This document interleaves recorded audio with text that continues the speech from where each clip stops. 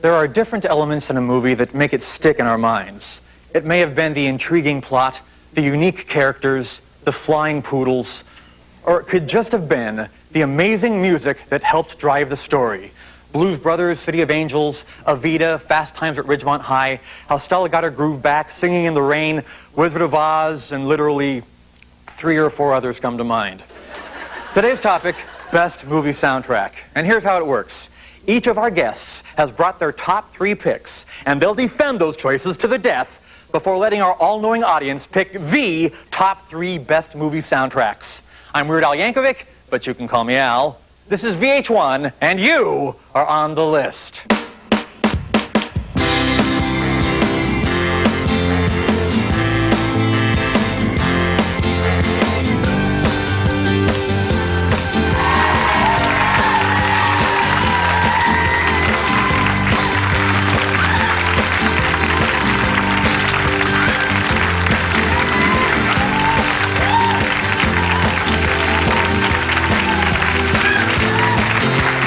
Okay, our first guest is a legendary director. He's made some of my all-time favorite movies like Animal House and American Werewolf in London, not to mention Michael Jackson's video for Thriller. Ladies and gentlemen, the one, the only, Mr. John Landis.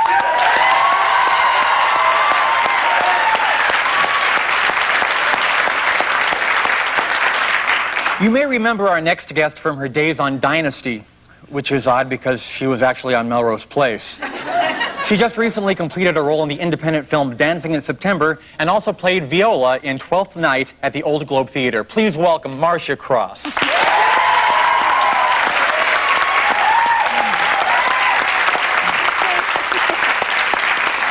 Our next guest is another world-renowned director, as well as a hot mama.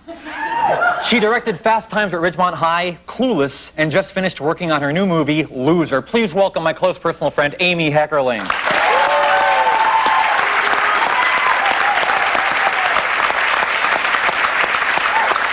And finally, this guy is a multi-Grammy award-winning producer who has worked with such artists as Janet Jackson and Boyz II Men.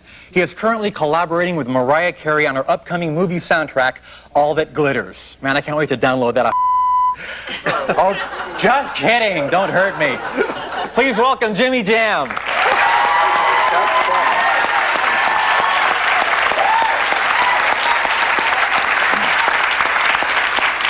Now, before the show, we polled a random group of albino Eskimos, and here's a snappy montage of their favorite movie soundtracks.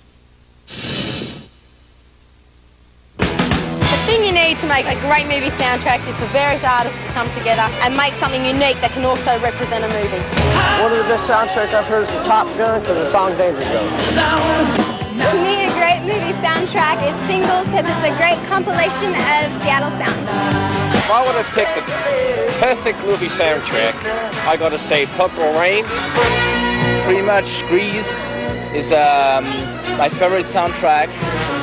So I say Pulp Fiction, thumbs up. Soundtrack, excellent. One of my favorite movie soundtracks is Dirty Dancing, just because it has a variety of music. Matrix soundtrack, definitely the best. Why? Completely out there, completely different, definitely got to go hear it. A great movie soundtrack has to get your sad songs, your fun songs, and everything combined.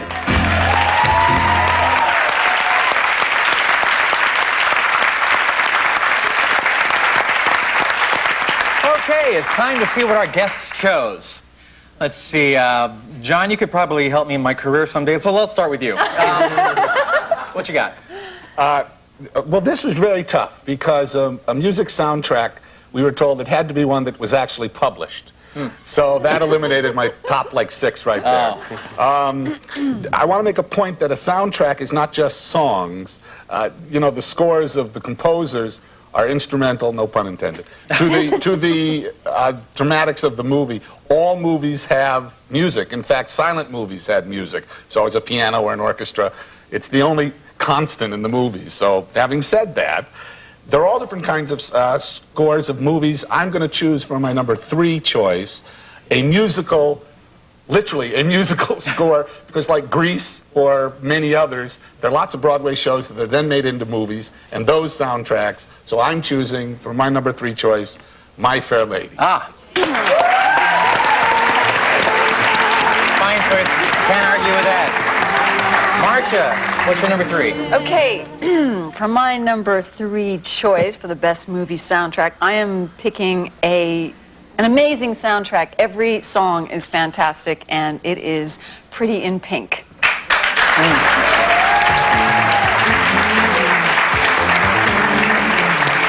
That's one of my favorite too. You know, I always try to get in touch with my inner ducky. That an awful lot. Amy, how about you? Number 3. Okay, this is one of the best soundtracks ever, and it's been proved in the numbers, as accountants like to do. One of the highest grossing soundtracks ever, Saturday Night Fever. I think we're checking before the show that actually sold a bazillion copies. It was a bazillion. A bazillion copies, a world record, I believe. Yes. Yeah, that amazing soundtrack. That was a way of life more than just a soundtrack, really. It was a whole new revolution. It was a change from everything that had gone before. It was different after that. And it brought such elegant clothes, too. Yeah. Everybody's got a white suit in their closet somewhere they're not talking about. It's in there. Yeah, so it's hard for me to even remember John Travolta's work before Battlefield Earth, but Saturday Night